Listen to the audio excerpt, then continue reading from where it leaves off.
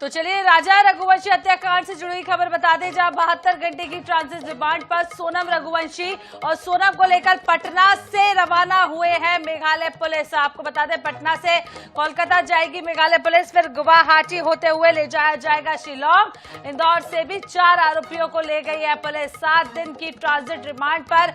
बाकी 4 आरोपी, राजा की मां उमा रघुवंशी का बयान सामने आया है, सभी आरोपियों को फांसी की सजा दी जाए। राजा के भाई विपिन रघुवंशी का भी बयान आया है। ये सिर्फ 5 लोगों का काम नहीं है, इसमें और भी लोग शामिल हैं। तो बड़ा बयान राजा की मां और राजा की जो भाई है उनका भी सामने आया है, और क्या कुछ कहा है उन लोगों ने आपको सुनाते हैं। हमने उस चीज पे गौर नहीं करा ना, ध्यान ही नहीं दिया ना, मतलब कि अपन शक क्यों करेंगे। अपन किसी की लड़की लेके आ रहे हैं अपने लड़के के लिए, तो अपन तो जो उसका पुराना क्या बीता हुआ है उस पर तो अपना ध्यान जाएगा नहीं। अपन को तो नई खुशियां दिख रही थी ना, तो अपन ने तो नई खुशियां की तरफ ही ध्यान दिया था ना। यही है कि उनने इतना बड़ा अंजाम दिया, मिलके चारों पांचों ने। मेरे बच्चे को इंसाफ चाहिए और उनको फांसी दी जाए, कड़ी से कड़ी सजा दी जाए, और अभी भी पूछताछ जारी रखी जाए, और भी उनके पीछे कोई होए तो वो सामने आए। ये चारों आरोपी जो उसमें आए हैं और एक सोनम जो इसको मिला के 5 हुए हैं, तो ये 5 लोग तो नहीं है, इनकी टीम तो बड़ी है जहाँ तक हमें लग रहा है। और इसमें जिस प्रकार से सोनम वहाँ पे सिलेंडर हुई है, जिस प्रकार से उसने फोन लगाया था, मैं यहाँ पे भाई यहाँ पे आ गई हूँ, मुझे को छोड़ के गए हैं, तो मेरा सवाल तो पहले इसमें ये है, छोड़ के जो गया उसको है तो उसको इतना पता होगा छोड़ के कौन गया, कौन छोड़ के नहीं गया उसको। तो ये पूरा मामला आपने सुना, जहां पर मां और भाई का भी बयान सामने आया। महेश मिश्रा हमारे साथ इंदौर संवाददाता जुड़ गए हैं, जो हमें पल पल की इंदौर के हर कोने कोने से खबर पहुंचा रहे हैं। फिलहाल वो सोनम के घर पर मौजूद है। महेश, क्या फिलहाल अपडेट इस पूरे मामले में, क्या कुछ कहना है सोनम के परिवार वालों का? देखिए, कल से जब ये जानकारी लगी है उसके बाद से, कल दोपहर के बाद से परिवार ने अपने आप को घर में कैद कर लिया है। परिवार के लोग घर से बाहर नहीं निकल रहे हैं। मेरे पीछे की ओर आपको जो दरवाजा नजर आ रहा है, यही वो घर है जहां पे सोनम का परिवार है, जिस घर में सोनम रहा करती थी। तो इस दरवाजे सुबह से लगातार ये घर बंद है।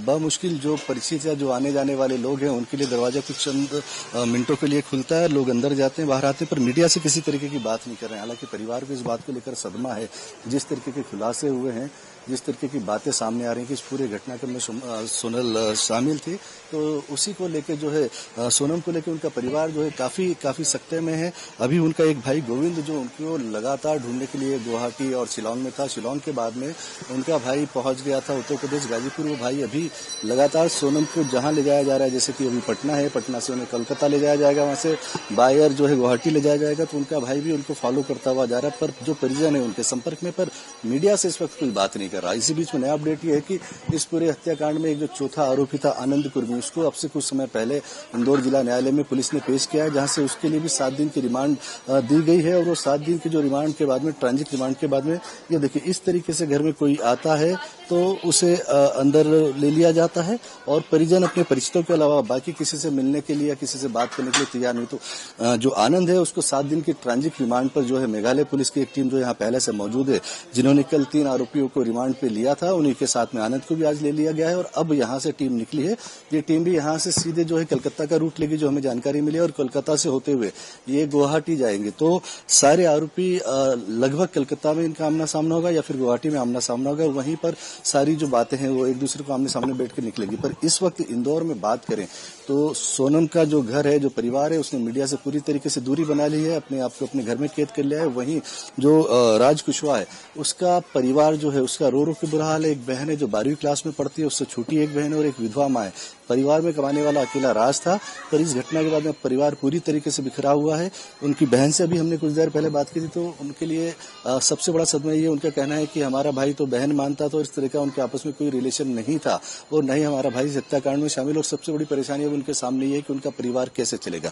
तो इस पूरे घटनाक्रम ने न सिर्फ राजा रघुवंशी का परिवार बर्बाद किया, सोनम का खुद का परिवार बर्बाद हुआ, बल्कि उन 4 लोगों का परिवार भी अब खत्म हो गया है जो इस पूरे मामले में शामिल थे। जी जी महेश, आप राज के परिवार वालों से जिस तरीके से मिले, हमने भी अपने दर्शकों को दिखाया, रो रो कर बुरा हाल है। और जिस तरीके से वो केवल राज की बात नहीं कर रहे, वो एक और जो दोस्त है राज का, विकास, उसकी भी बात करते हुए नजर आ रहे हैं कि वो भी हमारे भाई जैसा है, दोनों का घर में आना जाना था। तो यहाँ पर क्या उसके परिवार वालों को कभी शक नहीं हुआ, राज घर में रहकर क्या कभी फोन पर इस तरीके की बातें नहीं करता था कि कौन कब जा रहा है? क्योंकि शादी में भी नहीं राज पहुंचा था। देखिए, ये जो दूसरे व्यक्ति के विकास की बात हो रही है, ये जो है ये राज का बचपन का दोस्त है, साथ में ये पढ़ते थे और इसके कारण दोनों का एक दूसरे के घर में आना जाना था, तो उससे भी वो अपने भाई की तरह मानती थी। और ये बेहद ही बहुत साधारण परिवार के लोग हैं, जो आप कह लें कि डेली खाना कमाने वाले उस टाइप का परिवार है। ये जो चारों आरोपी हैं, इनका किसी का भी फैमिली बैकग्राउंड कोई बहुत बेहतर नहीं है, आर्थिक रूप से कोई बहुत सक्षम लोग नहीं है। तो कहीं ना कहीं जो है परिवार को ये लग रहा था, जो राज की बहन का भी कहना था कि उनके पास तो इतने पैसे नहीं है, ये लोग इतनी दूर कैसे जाएंगे, गरीब लोग हैं, इतनी दूर जा नहीं सकते। और वो सब आपस में भाई थे और उनका ये कहना था कि जो सोनम है वो उनके भाइयों के लिए बहन की तरह थी। उन्होंने कभी भी इस तरह की कोई बात नहीं सुनी, कभी भी इस तरीके का उनके सामने कोई फोन कॉल पे इस तरह का कोई उन्हें एक्टिविटी नजर नहीं आई जिससे उन्हें लगे कि सोनम या राज के बीच में इस तरह की कोई चीज है। या फिर जब सोनम की शादी तय हुई थी तो उस समय जो है राज बिल्कुल खुश था, हालांकि वो शादी में नहीं आया था। एंगेजमेंट के टाइम पे उसको बुखार था, उसकी बहन ने बताया। और जब 11 तारीख को शादी हुई थी, उसी तारीख को वो तिथि होती है जिस दिन 2 साल पहले राज के पिता की डेथ हुई थी, जिसके चलते उनके परिजन किसी फंक्शन में नहीं जाते हैं, अपने घर जहां का इनका प्रत्येक निवास है उत्तर प्रदेश से, वहां जा चुके थे, तो जिसके चलते वो शादी में नहीं गया था। पर जो उनके परिजनों का कहना है कि वो बड़ा खुश था। उसका ये कहना था कि दीदी की शादी बहुत अच्छे और बड़े परिवार में हुई है और वो खुश था इस मामले से। तो परिजन इस बात को मानने को तैयार नहीं कि इस तरह का कोई उनके बीच में एक्टिविटी थी। पर जो सोनम से जिस तरीके की बातें या पुलिस के जो सोर्स बता रहे हैं, वो बिल्कुल उल्टी कहानी है, वो कहानी का एक अलग पहलू है। तो उसको देख के और जो परिवार की बातें, उससे तो ये समझ में आता है कि परिजन बहुत ही अंधेरे में थे या फिर इनोसेंट थे, या फिर ये लोग इतने शातिर थे कि इन्होंने अपनी हर एक्टिविटी को अपने परिवार से और अपने आसपास के लोगों से भी छुपा के रखा था। जी महेश जी, बदलाव बयानों में बहुत ज्यादा देखे जा रहे हैं। खास करके हम राजा रघुवंशी की मां की बात करें तो वो पहले हमेशा कहती हुई नजर आई कि सोनम बहुत ही अच्छी लड़की थी, हमसे बहुत अच्छे से बात करती थी, व्यवहार कुशल लड़की थी। लेकिन अब सोनम की मां कहती है कि जो राजा है वो कहता था कि सोनम मेरे साथ घूमने नहीं जा रही है, मैं अकेले में समय बिताना चाहता हूं, लेकिन जो सोनम की मां है वो नहीं आने दे रही है। तो ये बातें अब निकलकर सामने क्यों आ रही हैं?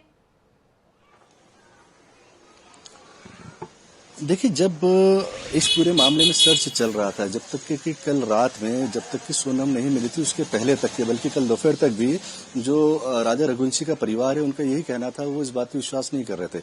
वही परिवार अपने बेटे की 2 तारीख को बॉडी मिलने के बाद में जो 5 लाख रुपए का उन्होंने पहले से इनाम घोषित किया था, वो उन्होंने सोनम के लिए किया था कि सोनम को ढूंढ के लाके देने वाले के लिए वो 5 लाख रुपए देंगे। पर जैसे ही ये सारी कहानी सामने आती है, जब पुलिस से ये पूरी चीजें सामने निकल के आती है, तो यूं कह लीजिए कि उनके आंखों के सामने का पर्दा हट गया। पर्दे के पीछे जो कहानी चल रही थी उसका उनको एहसास हो गया। तो फिर धीरे से उनकी मां ने बातें बोलना शुरू की कि किस तरीके का व्यवहार था, टिकट उसी ने किया, मेरा बेटा जाना नहीं चाहता था हनीमून पे, जिद इसने की।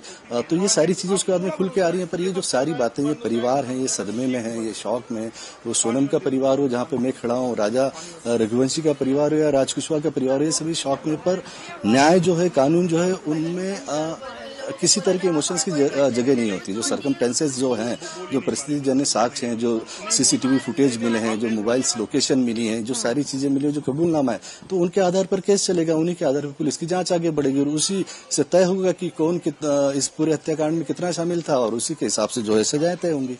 पर परिवार जो है तीनों सदमे में है और किसी भी परिवार के लिए उनकी बेटी हो या उनका बेटा हो, ये मानना हमेशा ही मुश्किलदायक होता है कि वो इस तरीके के किसी अपराध में शामिल है। और आमतौर पर इस तरह की एक्टिविटीज जो करते हैं तो वो अपने परिवार से इस चीजों को दूर रखते हैं, तो परिवार के लिए तो मुश्किल रहा है। पर हाँ, जब राजा के परिवार को पता चला है और कल जब दोपहर के बाद में ये चीज स्पष्ट हो गई कि हाँ इसमें सोनम का रोल था, तो परिवार ने फिर वो बातें बोलना शुरू की मीडिया के सामने जो अभी तक वो बोल नहीं रहे थे। जी हाँ, तो महेश, नौकर था राज उस घर का, और जिस तरीके से राज के परिवार वालों ने भी कहा कि लगातार फोन आते रहते थे, गाड़ी में पेट्रोल डलवा दो, सोनम को दीदी बोलता था।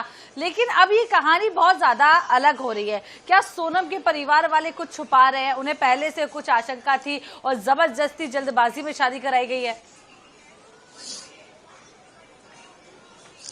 देखिए, इसमें मुझे थोड़ा सा मतलब ये बात गले नहीं उतरती है कि यदि परिवार के नॉलेज में होता तो परिवार अपनी बेटी की शादी जरूर करता, पर सबसे पहले इसको नौकरी से निकालता। राजा आखिरी समय तक इनके साथ में नौकरी में था।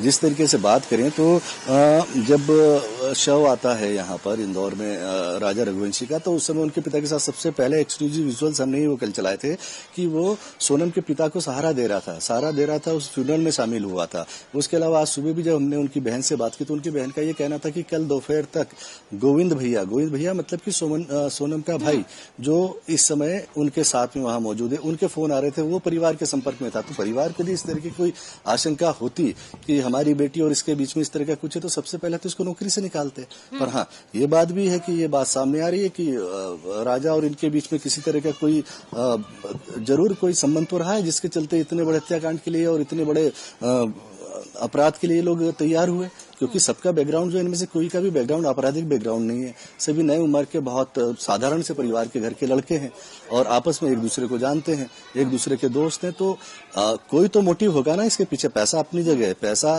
शायद बाकी के जो साथी हैं उनके लिए वो मोटिव रहा हो, पर राजा ने तो पैसा नहीं लिया। तो राजा के लिए मोटिव क्या था? राजा के लिए मोटिव क्या था? क्या वो अपनी बहन, जो उसकी बहन माने तो उसकी बहन को सिर्फ छुटकारा दिलाना चाह रहा था या फिर अपनी प्रेमिका को वापस पास में लाना चाह रहा था? तो ये सारी जो चीजें हैं, ये जब डिटेल में जब इंट्रोगेशन होगा, सारी बातें होंगी, जब शिलांग में पुलिस इनको सामने बैठा के सारी कड़ियां जोड़ेगी, उसके बाद में ये चीजें खुलकर सामने आएंगी। पर अभी इस वक्त जो कयास वही लगाया जा रहा है कि राजा और सोनम के बीच में आपस में एक संबंध था, आपस में एक दूसरे को चाहते थे, जिसके चलते ये पूरी घटना को इन्होंने अंजाम दिया। जी, तो राजा और सोनम के बीच में संबंध था और इसकी आशंका परिवार वालों को नहीं थी। अब आगे क्या? महेश पटना तक पहुंच गए हैं, आगे की रूपरेखा क्या है? कब से पूछताछ शुरू होगी और कब से डिटेल सामने आएंगी? देखिए, एक जो चौथा आरोपी है वो इंदौर से आज निकला है, तो यहाँ से शिलांग पहुंचना और पटना से शिलांग तक गुवाहाटी और गुवाहाटी के बाद में इनको शिलांग पहुंचने में मुझे लगता है ये लोग कल दोपहर तक वहां पहुंचेंगे। कल फर्स्ट हाफ में जो है सोनम को पहुंच जाना चाहिए, आज देर रात तक के सोनम वहां पे पहुंच जाएगी शिलांग। बाकी ये जो चारों आरोपी हैं ये कल दोपहर तक वहां पहुंचेंगे। तो ये माना जाना चाहिए कि इनके पहुंचने के बाद ही जो है इंट्रोगेशन शुरू हो जाएगा। इन लोगों से जो पूछताछ है प्राइमरी तौर पर, तो इंदौर में यहाँ पे एक टीम पहले से मौजूद थी मेघालय पुलिस की, उन्होंने इन चारों से बातचीत की है, इनसे पूछताछ की है। क्योंकि सोनम के मिलने के करीब 20 घंटे पहले पुलिस ने 18 से 20 घंटे पहले इनको डिटेन कर लिया था। इनकी लोकेशंस मिल गई थी, इनके फोन नंबर्स मिल गए थे। जो दो फोन नंबर जो शिलांग में इस्तेमाल किए जा रहे थे, उन्हीं नंबर्स के थ्रू इनको ट्रेस किया गया। उसके बाद में इंदौर में इनकी जो लोकेशंस मिले, उन लोकेशन पे जो उनके फोन चल रहे थे उन नंबरों को खंगाला गया। उसी के आधार पर इन तीनों को कल इंदौर से डिटेन कर लिया गया था, जिसमें राज कुशवाहा था, उसके बाकी साथी थे, और आनंद को जो है सागर के पास से, आनंद कुर्मी को सागर के पास से वहां से डिटेन किया गया था और इंदौर में आज उसको कोर्ट में पेश किया गया है। जी, तो कुल मिलाकर अब जब तक पहुंचेंगे उसी के बाद जो परतें हैं वो और ज्यादा खुलती हुई नजर आएंगी। बहुत बहुत शुक्रिया महेश जी तमाम जानकारी देने के लिए।